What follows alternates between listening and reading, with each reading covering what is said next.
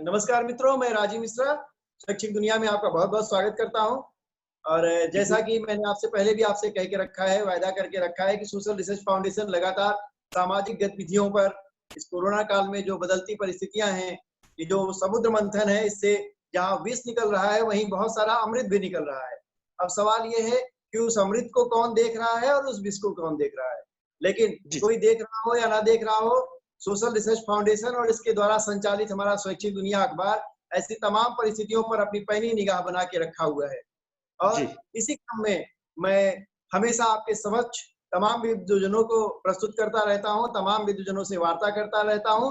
वो विद्वजन हैं जो आपके समक्ष रिसर्च पेपर से बच्चों को शिक्षा देकर, तमाम सेमिनार्स में भाग लेकर और अपने खुद की रिसर्च को करके आपके समक्ष तमाम सारे प्रश्न, तमाम सारे उत्तर प्रस्तुत करते रहते हैं। हमारे साथ डॉक्टर सुजीत सरोज जी हैं, डॉक्टर आनंद सिंह साहब हैं। मैं आप सबका बहुत बहुत स्वागत करता हूं सर शैक्षिक दुनिया में। और सीधे डॉक्टर सुजीत सरोज साहब के पास चलता हूं कि सर आप अपने बारे में बिल्कुल 2 मिनट का संक्षिप्त परिचय हमारे दर्शकों को दें ताकि वो आपके बारे में जान सके। सर जी, धन्यवाद राजीव मिश्रा जी। हमें बहुत अच्छा लग रहा है कि आपने हमें अपने साथ जोड़ा और हमारे विचारों को अपने तक और बाकी लोगों तक पहुंचाने का एक आपने ये प्रयास किया। मैं डॉक्टर सुजीत सरोज पिछले 35 वर्षों से केंद्र और राज्य सरकारों में विभिन्न पदों पे अपनी सेवाएं देता रहा हूं। पिछले 25 वर्षों से उच्च शिक्षा विभाग हिमाचल प्रदेश सरकार में मैं कार्यरत हूं। समाज शास्त्र का प्राध्यापक हूं।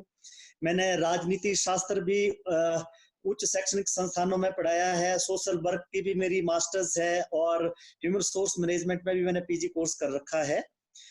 मुझे गत वर्षों में महात्मा गांधी सेंट्रल यूनिवर्सिटी मोतीहारी में प्रथम रजिस्ट्रार या फाउंडिंग रजिस्ट्रार के रूप में काम कर उस विश्वविद्यालय को स्थापित करने का मौका मिला। और अभी पिछले कुछ महीनों से मैं ऑफिशिएट करता रहा प्रिंसिपल, जहां पे 4000 से ज्यादा स्टूडेंट्स हैं। लेकिन वर्तमान समय में मैं समाज शास्त्र का प्राध्यापक हूँ। लॉकडाउन के दौरान हम सिर्फ ऑनलाइन जो भी अपने बच्चों से संवाद कर पा रहे हैं, उनको शिक्षा प्रदान करने की कोशिश कर रहे, वो करने की कोशिश कर रहे। इसके अलावा मुझे भारत सरकार ने बाहर भी, विदेशों में भी भेजा। जैसे पिछले वर्ष मुझे स्वीडन में अंतरराष्ट्रीय संगोष्ठी में अपना पेपर प्रस्तुत करने के लिए यूजीसी की तरफ से भेजा गया। इसके अलावा मैं 10-12 कंट्रीज में गया हूँ। वहां पे भी मैंने अपने शोध पत्र प्रस्तुत किए हैं। जी, बहुत बढ़िया बात है सर। निश्चित रूप से हमारे साथ जो रिसर्च स्कॉलर हैं, जो शिक्षक वर्ग है और समाज का जो अन्य प्रबुद्ध वर्ग है जो सीखना चाहता है, वो आपसे बहुत बहुत ज्यादा कंसल्टेंसी भी लेगा और सीखेगा भी। हमारे साथ हमारे जो दूसरे विशेषज्ञ हैं वो डॉक्टर आनंद सिंह साहब हैं, बुलंदशहर से हैं। मैं डॉक्टर साहब से निवेदन करता हूँ कि डॉक्टर साहब अपना एक संक्षिप्त परिचय हमारे दर्शकों के समक्ष प्रस्तुत करें। धन्यवाद राजीव जी। धन्यवाद राजीव जी। सबसे पहले तो मैं बहुत बहुत बधाई दूंगा डॉक्टर सुजीत को कि आज मेरा पहला परिचय आपके माध्यम से हुआ है और मुझे ऐसी विभूति से मिलने का अवसर मिला है। मैं डॉक्टर आनंद सिंह, मैं एमएससी केमिस्ट्री और एमएड हूँ। मेरा एजुकेशन में पीएचडी है। मैं गोल्ड मेडलिस्ट रहा एमएससी में और देवीलाल यूनिवर्सिटी इंदौर से मेरी एमएड हुई और प्रोफेसर सनसनवाल के अंडर में पीएचडी हुई। और डॉक्टर साहब के ही हमारे राजीव जी के ही पब्लिकेशन से हमारी लगभग 7 किताबें पब्लिश हुई हैं और करीब 15 पेपर्स पब्लिश हुए हैं, नेशनल इंटरनेशनल पेपर्स पब्लिश हुए हैं। और इसके लिए मैं बहुत आभारी हूँ डॉक्टर राजीव का कि इनकी टीम द्वारा लगातार दबाव बनाकर इन कार्यों को मेरा कराया गया। मतलब उनकी तरफ से मोटिवेशन होता रहा कि जल्दी पेपर भेजिए, तैयार कीजिए, और इसकी वजह से सफलता मिली है। मैं आपको बताना चाहूंगा कि मैं एक ग्रुप का मैनेजिंग डायरेक्टर हूँ, काका ग्रुप ऑफ इंस्टीट्यूशंस का, जिसमें एक गर्ल्स पीजी कॉलेज है, लगभग 20 साल पुराना है, 99 में स्टैब्लिश हुआ था और 2015 में स्टैब्लिश किया हमने कोएड में एक कॉलेज, जहाँ बीए, बीकॉम और डीएलएड कोर्सेज संचालित हैं। एक इंटर कॉलेज है, उसका भी जो है प्रबंधन मेरे ही हाथों में है। और इसके साथ साथ मैं राजीव जी जैसा जानते हैं, इनके संगठन से भी जुड़ा हुआ हूँ और लगातार इनके टच में रहता हूँ और लिखने पढ़ने का कार्य करता रहता हूँ। यही मेरा छोटा सा परिचय है। धन्यवाद। जी डॉक्टर साहब, बहुत अच्छा परिचय है। 7 किताबें आपकी पब्लिश हो चुकी हैं और हम लोग, आपने जैसा खुद कहा कि हम तो साक्षी हैं आपके रिसर्च के, आपके मोटिवेशन के। और जब आप इतने सारे बच्चों के साथ, इतने सारे शिक्षकों के साथ काम कर रहे हैं तो निश्चित रूप से आप सबके प्रेरणा स्रोत हैं, क्योंकि जब हम प्रचार में काम करते हैं तो हमको देखकर तमाम लोग आगे बढ़ते हैं। मेरा सौभाग्य, फाउंडेशन का सौभाग्य है कि आप जैसे विद्वजनों से हमको मिलने का मौका मिल रहा है। डॉक्टर सुजीत सरोज साहब ने कई वर्ष पहले मुझे ऐसा कहा था, ऐसी प्रेरणा दी थी कि हम लोग एक भारत देश के लेवल पे हम एक ऐसी कमेटी बनाए जो लगातार रिसर्च की गुणवत्ता पर ध्यान दे। और सोशल रिसर्च फाउंडेशन में आपसे कहते हुए मुझे हर्ष हो रहा है कि सोशल रिसर्च फाउंडेशन ने एक अपना जो उप समिति बनाने का निर्णय लिया है, उसका नाम है Centre for Research and Development in Higher Education. और इसकी शायद मैं घोषणा तो पहले कर चुका हूं, लेकिन शायद ये प्रथम शुरुआत है, पहली शुरुआत होगी जब मैं आप दोनों लोगों को इस कमेटी का जो है वो सदस्य फिलहाल मतलब मैं एक प्रस्तावित करूंगा कि आप लोग यहाँ पे जुड़े हमारे साथ, ताकि हम जरूर ज्यादा से ज्यादा प्रैक्टिकल बना सकें। क्योंकि अभी मेरे देश की जो समस्या है वो ये है कि शोध हमारे यहाँ प्रैक्टिकल नहीं है। शोध अभी कागजों में दबा हुआ है। हम खाली नंबर पाने के लिए, माफ कीजिए मैं बिल्कुल ओपन फ्लोर पे बात कर रहा हूँ, शोध को हम खाली नंबर लेने के लिए हम कर रहे हैं, अपनी एपीआई बढ़ाने के लिए कर रहे हैं। मेरे विचार से शोध कहीं भी फ्लोर पे नहीं है। कुछ एक जगहों को छोड़ दीजिए, आप जैसे जो विद्वजन है, इसीलिए मैं आपके साथ बात भी करना चाहता हूँ कि किसी भी कीमत पे शोध को बाहर निकाला जाए। अब जो ये कोरोना काल है जहां से मेरा मन उथल पुथल हो रहा है, मेरा मन उथल पुथल इसलिए हो रहा है कि 3 बिंदु हैं, आपके समक्ष रखना चाहता हूँ। नंबर 1 बिंदु ये कि हमारे माननीय प्रधानमंत्री साहब ने कहा कि हमको गर्व से कहना है वोकल फॉर लोकल। हमको अपनी ही जो देश की चीजें हैं, चाहे देश में टॉफी बन रही हो, चाहे माचिस बन रहा हो, या चाहे बड़ा सा पहिया और हवाई जहाज बन रहा हो, हमको अपनी स्वदेशी जो देशी निर्मित चीजें हैं हमको उस पर जाना है। मैं प्रधानमंत्री जी की बात से बड़ा गर्वित हुआ, बड़ा गौरवान्वित हुआ और मुझे लगा कि वाह, हमको अपने देश को ही अगर प्रोडक्ट को हम आगे बढ़ाएं तो बहुत अच्छा है, बहुत अच्छा होगा। लेकिन हम और आप लोग जैसे बातें करते रहते हैं, हमें अब मेरी जो दूसरी खिन्नता हुई वो ये हुई कि हमारी जो नियामक संस्था उच्च शिक्षा की है, यूनिवर्सिटी ग्रांट कमीशन, जब हम वहां जाते हैं तब उन्होंने 2017 से विदेशी जर्नल्स की भरमार करके रख ली और अभी 14 जून 2019 को उन्होंने 54,375 जर्नल की एक सूची जारी करी, जिसमें से मात्र 1354 जर्नल भारत के थे।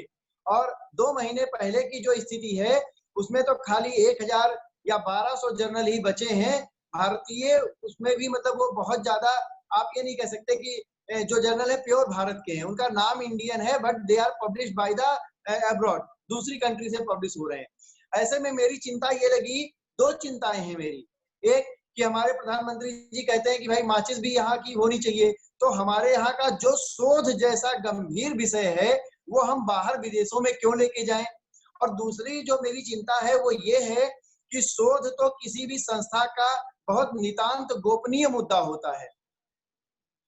मान लीजिए मैं साबुन की फैक्ट्री का या किसी सेंट का या किसी भी 2 फैक्ट्रियों की अगर तुलना करूं तो एक साबुन की फैक्ट्री का R&D सेल दूसरा होता है, दूसरी साबुन फैक्ट्री का R&D जो होता है वो दूसरा होता है, और दोनों के एसेंस और दोनों की चीजें अलग अलग होती हैं, दोनों की गोपनीयता होती है। तो अगर 2 देश के शोध हैं और हम अपने शोध को एग्जीक्यूट करने से पहले किसी दूसरे देश के जर्नल में छपवा देंगे तो क्या हमारा आइडिया चोरी होने की संभावना नहीं है? जाहिर सी बात है कि हमारे आइडियाज बाहर जा सकते हैं। तो दूसरे देशों के शोध पत्र में बिना शोध को एग्जीक्यूट किए, मेच्योर किए अगर हम दूसरे देश को शोध पत्र अपना दे देंगे तो मेरे शोध पत्र तो 2 मिनट में जो है वो बाहर चोरी किए जा सकते हैं। दूसरी बात, हमारे देश में अभी भी हम विकासशील देशों में हैं, तो हमारे देश में अभी सीखने की क्षमता और सीखने की मतलब अभी गुंजाइश है। अभी हमारे देश की प्रतिभाएं पलायित ना हो, पलायन ना करें, इसके लिए आवश्यकता है कि हमारे ही देश के हमारे देश की प्रशिक्षण पद्धति को मजबूत किया जाए। अब मेरी दूसरी चिंता है कि अगर सब कुछ विदेश में चला गया तो फिर हम क्या करेंगे? हमारे देश का रेवेन्यू भी गड़बड़ हो जाएगा और हमारे देश का जो अभी रिसर्च स्कॉलर है उसको सीखने की आवश्यकता है। ईमानदारी से अगर पिन पॉइंट भी कुछ सीखा जाए तो मैं सोचता हूँ कि बहुत कुछ किया जा सकता है। आप लोग डॉक्टर साहब रिसर्च कर रहे हैं, मैं डॉक्टर सुजीत सरोज साहब के पास चलता हूँ कि डॉक्टर साहब आपने तो कहा कि आप विदेशों में भी गए, आपने बहुत सारे रिसर्च पेपर में पब्लिश कराया रिसर्च, तो आपके लिए विदेशों में रिसर्च कराना, पब्लिश कराना कोई बड़ी बात नहीं हो सकती है। लेकिन जो नया बच्चा है जो पीएचडी कर रहा है उसके लिए तो रिसर्च पेपर अभी छपवाना ही बड़ी बात है, रिसर्च पेपर लिखना ही बड़ी बात है। वो बेचारा विदेशों में कैसे जाके छपवा सकता है? इस विषय में आप क्या कहते हैं, आपकी क्या राय है? आपकी बात बिल्कुल सही है। मैं एक बात कहूंगा कि जो भी पैरामीटर्स यूनिवर्सिटी ग्रांट्स कमीशन ने तय किए हैं उसमें भी हमें प्राथमिकता जो अपने पब्लिशर्स हैं अपने देश में अपनी देश की प्रतिभाओं का जो रिसर्च पेपर्स हैं उनको आगे ला रहे हैं, उनके लिए उनको कंसीडर करना चाहिए। इसको आप ओपन कंपटीशन में डाल के, जैसा कि आपने कहा कि 54,000 से ज्यादा कुल जर्नल में से लगभग 1,000-1,200 के आसपास जो है वो भारत के हैं, मतलब ये लगभग 2% बने। जी बिल्कुल। जबकि हमें पता है कि भारत की जो आबादी है वो दुनिया की 17% दुनिया की आबादी का पार्ट भारत में रहता है।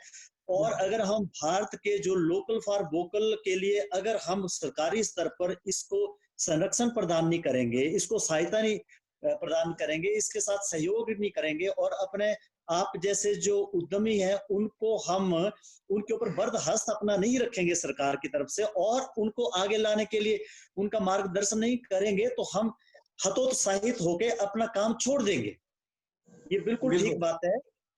जहां तक विदेशों की बात है वहां पे एक वैश्विक स्तर का की प्रतिस्पर्धा से हमें गुजरना पड़ता है और हमें उन साधनों का पता भी नहीं चलता और हम उतने टेक्नो फ्रेंडली अभी तक नहीं हुए हैं। हमारे बेशक कोई पीएचडी कर रहे हैं, एमफिल कर रहे हैं, कोई प्रोजेक्ट सपोर्ट्स कर रहे हैं, उनके माध्यम से जो भी शोध कर रहे हैं, तो मुझे लगता, मैंने पहले भी एक बार कहा था, शायद 2016 की बात है, सितंबर अक्टूबर की जो भी आप बात कर रहे थे, मैंने कहा कि आप उन पैरामीटर्स को क्लोजली ऑब्जर्व करें, अपनी वहां पे प्रस्ताव रखें। हम इन पैरामीटर से गुजार के ब्लाइंड हमारा वो रिव्यू करते हैं, अलग अलग रिव्यूअर्स होते हैं और वो एस्टेब्लिश्ड बड़े उच्च लेवल के लोग हैं, उसके बाद हम पेपर पब्लिश करते हैं ताकि उनको पता लगे यूनिवर्सिटी ग्रांट्स कमीशन और जो भी अथॉरिटीज हैं कि ये वाकई बहुत अच्छे लेवल का शोध पत्र है। मैं अभी आपको बात बताऊं, पिछले दिनों में मैं एक केंद्रीय विश्वविद्यालय में मैं प्रोफेसर के पद और रजिस्ट्रार के पद के लिए इंटरव्यू में गया। वहां पे उन्होंने सिंपल एक ही बात कही कि आप बताओ कि आपके किस जर्नल में पेपर छपे हैं। तो मैंने श्रृंखला का नाम लिया, रिमार्किंग का नाम लिया, तो उन्होंने कहा नहीं आप ये बताओ यूजीसी। मैं क्या, हाँ यूजीसी अप्रूव्ड ये जर्नल रहे हैं 14 जून जैसे जो डेट थी उससे पहले। हाँ, लेकिन अचानक यूजीसी ने एक नई लिस्ट निकाल दी, तो मैं क्या ओवरनाइट जो हमारे पेपर जो इन जर्नल में छपे हैं उनकी क्वालिटी, उनकी गुणवत्ता नीचे नहीं आ जाती क्योंकि वो उस जर्नल में छपे हैं। और जो आपके जर्नल जो नए हैं अगर उनमें नहीं छपे क्योंकि उन जर्नल के नाम ये भी आपने दिए, तो मैं क्या ये बड़ा दुर्भाग्य वाली स्थिति है क्योंकि वहां पे वाइस चांसलर और बहुत सारे वरिष्ठ लोग पूरे देश के थे। तो मैंने इस बात को रखा, मैं क्या आप मेरा एक भी पेपर चर्चा में डाले, मैं आपको बताता हूँ कि उसकी गुणवत्ता कैसे है। रिमार्किंग में छपा हो, श्रृंखला में छपा हो, मैं क्या वो बहुत उच्च कोटि के हैं। फर्क यह है कि अचानक एक रात को यूजीसी का आदेश आता है और वहां से उन जर्नल्स को हटा दिया जाता है। मुझे नहीं मालूम कि उन्होंने कौन से जो प्रतिमान या पैरामीटर जो इस्तेमाल किए। तो आपकी बात बिल्कुल सही है कि हमें हमारे देश के जो उद्यमी हैं, जो पब्लिशर्स हैं, जो जर्नल्स हैं, उनको वेटेज जरूर देनी चाहिए क्योंकि वैसे भी हमारी कोशिश ये रहती कि हमारे देश में हम अपनी किताबों को, अपने पेपरों को पब्लिश कराएं। और मैंने आपके साथ 8-9 पेपर पब्लिश किए हैं, मुझे इसका अच्छा अनुभव रहा है, बहुत अच्छा अनुभव रहा है। और मैंने ये भी देखा अगर कोई त्रुटि होती उसको वापस कर देते, कहते कि ये ठीक नहीं है। बल्कि मैं कई बार स्टैंड लिया, मैं क्या नहीं ये इस तरह से बोलते, नहीं आप लिख के दो, आप जिस जहां से आपने मटेरियल लिया है आप उनकी तरफ से हमें लिख के दो। तो मैंने देखा कि आप उन सारे पैरामीटर से गुजारते हैं ताकि आपकी गुणवत्ता बनी रहे और तभी ये सस्टेन भी कर रही है। तो इसके लिए कोशिश ये करनी चाहिए, मुझे ये लगता कि जो उच्च लेवल के जो नाम है उनको भी अपने साथ जोड़ के प्रभावशाली तरीके से अपनी बात को आगे रखने की जरूरत है, अन्यथा हमें बैठे बिठाए कोई नहीं पूछने वाला। जी बिल्कुल। मैं एक बात कहना चाहता हूँ, जब हम लोग ने कक्षा 8 वगैरह में कभी समाजशास्त्र पढ़ा था या और चीजें पढ़ी थी, तो उसमें ही था एक परिभाषा थी प्रतिभा पलायन की। प्रतिभा पलायन हमारे देश से तब होता है जब हमारे देश में उचित संसाधन और उचित सुविधाएं हमको नहीं मिलती। जी। मैं डॉक्टर आनंद सिंह साहब के पास चलता हूँ कि जो प्रतिभा है वो देश में प्रतिभा की तो कमी नहीं है क्योंकि आर्यभट्ट भी यहीं से निकले हैं, और तमाम विद्वजन, हमारे अब्दुल कलाम साहब यहाँ से निकले हैं और एक से एक प्रतिभाओं से भारत भरा पड़ा हुआ है। अभी भी पूरे विश्व की निगाहें हमारे देश के ऊपर हैं, लेकिन हर देश की अपनी समस्या होती है। आपने जैसा सरोज साहब ने आपने कहा कि हम रिव्यू करते हैं हर पेपर को जानना चाहते हैं कि वो पेपर क्यों लिखा गया, उसके अध्ययन का क्या उद्देश्य है। तो यदि हमने आपके पेपर को रिव्यू किया तो हमने देखा कि मेरे गली मोहल्लों की ये समस्याएं हैं जी। ये समस्या जापान में बैठा हुआ व्यक्ति नहीं रिव्यू कर सकता। ना तो वो जापान में बैठा हुआ व्यक्ति रिव्यू कर सकता है और ना ही मैं सरकार से निवेदन करना चाहता हूँ, सरकार की समझ चलाना चाहता हूँ, भाई मेरे अंदर वाली बनियान फटी हुई है, इस बात को मैं पार्टी में थोड़े दिखाऊंगा। ये तो हमारा नितांत गोपनीय मसला है। जब बाहर के कोई राष्ट्रपति आते हैं, चाहे वो अमेरिकन राष्ट्रपति ट्रंप साहब आए हो, चाहे और लोग आए हो, तो हम लोग सड़कें चूना डाल के सफेद कर लेते हैं ताकि बाहर का जो व्यक्ति आए वो हमारे यहाँ की बुरी स्थिति ना देखे। सर ऐसा हो रहा है, अभी पिछले बार भी हुआ है ना। तो जब हम ऐसा नहीं करते तो मैं अपने यहाँ की कोई भी रिसर्च, चाहे ये हो कि समाज में बढ़ती हुई युवाओं में नशे की प्रवृत्ति, ये हमारे देश की रिसर्च है जिससे हमारी योजनाएं तो बन सकती हैं, लेकिन हम इसको वैश्विक परिवेश में जाके थोड़े बोलेंगे कि हमारे यहाँ का देश का युवा जो है नशे की प्रवृत्ति का शिकार हो रहा है। तो ये भी एक मुद्दा है जिसके तहत हर रिसर्च को विश्व लेवल पे नहीं ले जाके दिखाना है, लेकिन योजनाएं तो हमको उसी हिसाब से बनानी है। आनंद सिंह साहब, आप इस विषय में क्या कहते हैं? मैं आपके पास चलता हूँ। मैं डॉक्टर सुजीत की बातों को ही आगे ले जाना चाहूंगा कि एक्चुअली हम कंपेयर तो करते हैं, या हमारी जो एजेंसीज हैं, चाहे यूजीसी हो या जो भी एजेंसीज हैं, कंपेयर करती हैं, वो फॉरेन से और हमारी स्थितियों को कंपेयर करती हैं, जबकि हमारी स्थितियां, हमारी आवश्यकताएं, हमारा जो एजुकेशन सिस्टम है वो बिल्कुल डिफरेंट है।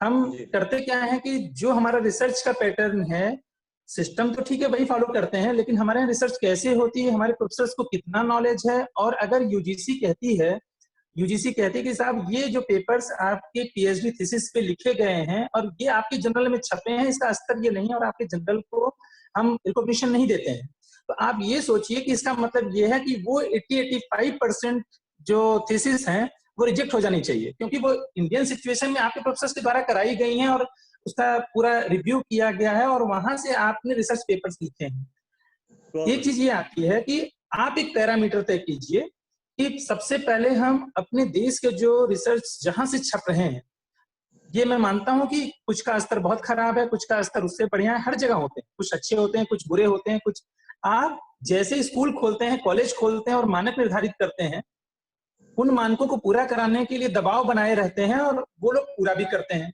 तो आप एक क्राइटेरिया तय कीजिए, उन लोगों को गाइडलाइन दीजिए और उसको पूरा कराने की कोशिश कीजिए, लेकिन एकदम से आप सिस्टम से बाहर नहीं निकाल सकते, क्योंकि अगर आपने सिस्टम से बिल्कुल बाहर निकाल दिया, मैं अपना एक एक्सपीरियंस शेयर करूंगा कि करीब आज के 8 से 10 साल पहले मैं यहाँ प्रमुख सचिव शिक्षा से मिला था और कॉलेज का ही कोई कार्य था, सचिवालय में मेरी मुलाकात हुई, तो मैं उनके पास एज ए सोर्स गया कि सर छोटी मोटी कमियां हैं क्या? कोई दिक्कत नहीं, आपका जो बेसिक चीजें हैं अगर पूरी हैं और छोटी मोटी कमियां हैं तो मैं उसमें का आईएएस हूं कि जो परमिशन दूंगा, और एक बार जब आप कॉलेज स्टैब्लिश कर लेंगे, सिस्टम स्टैब्लिश कर लेंगे, तो हम आपका कान पकड़ के उसे सही भी करा देंगे।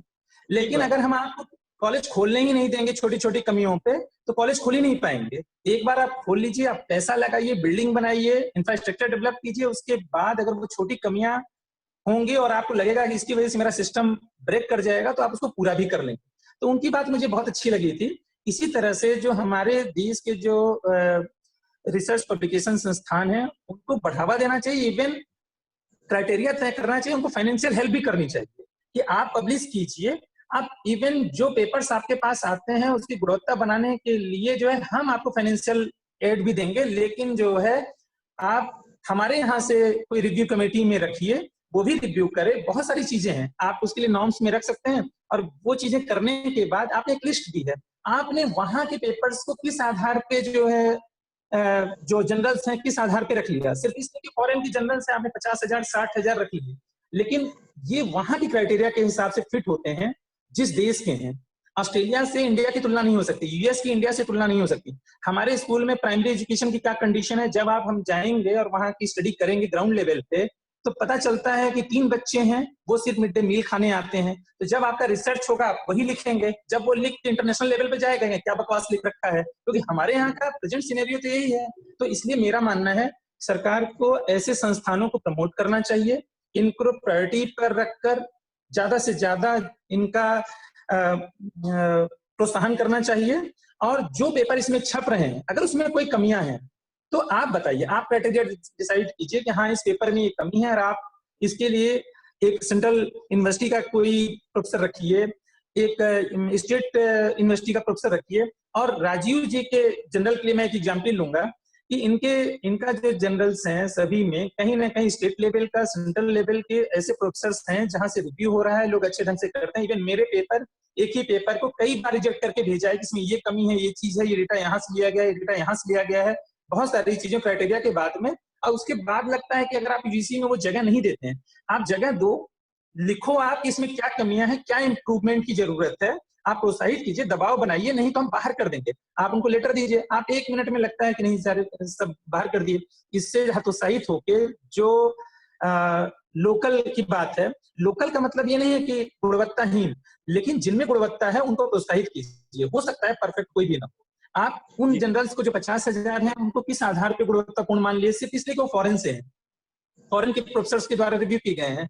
लेकिन जब गुणवत्ता की बात आती है तो अगर आप हमारे जनरल्स को, हमारे थीसिस को, उससे निकले पेपर्स को अगर आप उसमें छपने लायक नहीं मानते हैं, या उसमें छपे पेपर्स को आप जनरल्स को वरीयता नहीं देते हैं, इसका मतलब है कि आपकी 85% थीसिस जो यूजीसी, जिसके आधार पर लोगों ने नौकरियां भी पाई, तमाम प्रोफेसर्स हैं, मैं नाम तो यहाँ नहीं लेना चाहूंगा, एक यूनिवर्सिटी के बड़े सीनियर प्रोफेसर हैं, वाइस चांसलर हैं, मेरी बात हो रही थी और उन्होंने मुझसे पूछा, मैं श्रृंखला में या रिमार्किंग में मेरा एक आर्टिकल था और मैंने दिया, तो उन्होंने कहा कि ये तो पेपर है ही नहीं है, पेपर का नाम ही आपने सही नहीं लिखा। मैं थोड़ी देर मुस्कुराता रहा, वहां 2-3 एक्सपर्ट थे, उनमें एक एक्सपर्ट ये था कि साहब ये आर्टिकल है।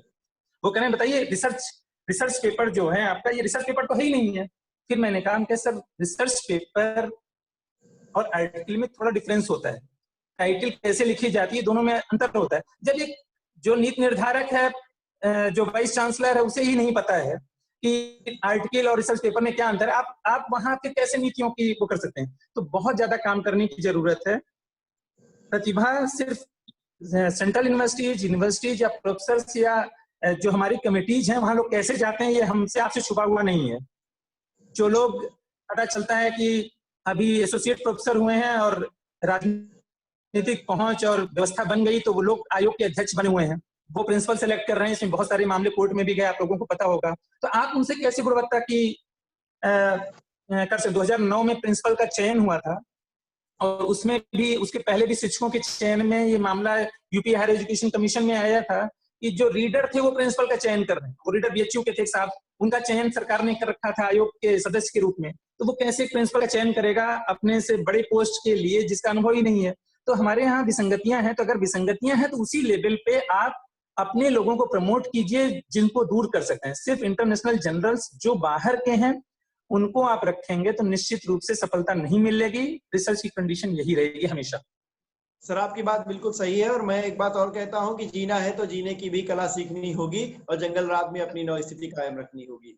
एक जो दिक्कतें हैं वो लगातार हैं, इसीलिए मैं आप लोगों को लेके आगे बढ़ना चाहता हूं। इसलिए कि अगर आज हम नहीं चेतेंगे तो एक प्रश्न खाली आपके समक्ष छोड़ के हम लोग अगली मीटिंग में फिर से इसी बात पे चर्चा करेंगे, और वो बात ये है कि रिसर्च जर्नल अपने आप में कुछ नहीं है। रिसर्च जर्नल तो खाली कवर है और नहीं होता है। बाकी तो वो जो 50 पेपर आप लिख के देते हैं, आप जैसे विद्वजन लिख के देते हैं, उसका एक कवर खाली होता है। सरकार ने कभी नहीं कहा कि ये रिसर्च पेपर खराब है, सरकार ने कहा कि ये रिसर्च जर्नल खराब है, ठीक है। और अगर रिसर्च जर्नल खराब है और विदेशी रिसर्च जर्नल आप ले आएंगे, तो अगर लेखक कंटेंट नहीं सुधरेगा तो वो कंटेंट जाके वहां भी खराब कर देगा। मैंने सरकार को लिखा हुआ है, व्यक्तिगत लेटर लिखा हुआ है कि please try to develop the content, है ना। अगर कंटेंट ठीक करें, ना कि जो है वो कवर पेज को, वरना वही कंटेंट जाके अंतरराष्ट्रीय उसमें छपेगा तो वो ठीक हो जाता है, यहाँ छपता है तो खराब हो जाता है।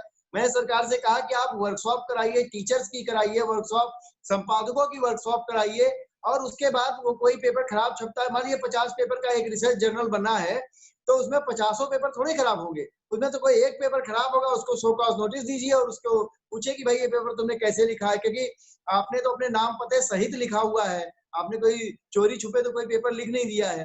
तो ऐसी बहुत सारी चीजें हैं जो हमको उठानी होंगी। बस अभी एक जो मैं जो आप लोग से लगातार बात करना चाहता हूँ वो ये कि अभी शिक्षक वर्ग में, अभी रिसर्च स्कॉलर वर्ग में एक ये बात दिमाग में है कि नहीं, हमारा जर्नल बाहर हुआ है, हमारा जर्नल बाहर नहीं हुआ है, कुछ षड्यंत्रों के तहत, मैं चूंकि एक पत्रकार हूं इसलिए ऐसी भाषा का प्रयोग कर सकता हूं कि कुछ षड्यंत्रों के तहत जो भारतीय प्रोडक्ट के रूप में जर्नल जैसी व्यवस्था है, बस उसकी जगह विदेशी जर्नल्स को रिप्लेस करने की बात की जा रही है। और मैं ये भी, इसीलिए मैंने ये बात कही कि जर्नल अपने आप में क्वालिटी वाले नहीं है, जर्नल के जो कंटेंट है वो क्वालिटी वाले हैं। तो अगर आपने किसी रिसर्च स्कॉलर को, किसी टीचर को कोई गाइडलाइन दी हो कि भाई इस तरीके से आप रिसर्च पेपर लिखिए, उसके बाद उसने ना लिखा हो, तो शायद ऐसी जो है वो एक गलत बात होगी। तो मैं आप लोग का नाम आपको प्रस्तावित करता हूँ Centre for Research and Development in Higher Education नामक कमेटी में, कि आप लोग को हम अपने साथ जोड़ें, और ताकि हम इस देश के समक्ष विदाउट कोर्स क्या चल रहा है, जो नीति चल रही है वो अलग चल रही है, लेकिन सामाजिक परिस्थितियां तो सही में बदलेंगी ना, वो किसी के बदलाव, किसी नियम के बदलने से समाज तो अपने ढंग से बदलेगा। तो हम सोचते हैं कि हम लोग नीति निर्धारक बने और सरकार को ऐसे फिर लिख के सरकार को बताएं अपने माध्यम से कि भाई इस तरीके के नीति निर्धारण हो तो ज्यादा अच्छा होगा। मैं समझता हूँ कि आज हमको यहाँ पे खत्म करनी चाहिए, विराम देना चाहिए, और अगली मीटिंग में जल्दी से बात करेंगे ताकि हम लोग थोड़ी और तैयारी के साथ कुछ और नीतियां, कुछ और बच्चों की समस्याएं, कुछ और शिक्षकों की समस्याएं लेके आपके समक्ष आएंगे। इसी के साथ मैं आप सबसे विदा लेना चाहता हूं। अगली मीटिंग में फिर मुलाकात करते हैं। मैं आप सबका बहुत बहुत धन्यवाद देता हूं, और सुरक्षित दुनिया के दर्शकों से ये भी कहता हूं कि अगर आप और राजीव जी बहुत बहुत धन्यवाद है और उसको जो है वो अपने छोड़े, ताकि जो है हमारे जो विद्वजन है आपका उत्तर दे सके। जी नमस्कार। नमस्कार। नमस्कार। All right.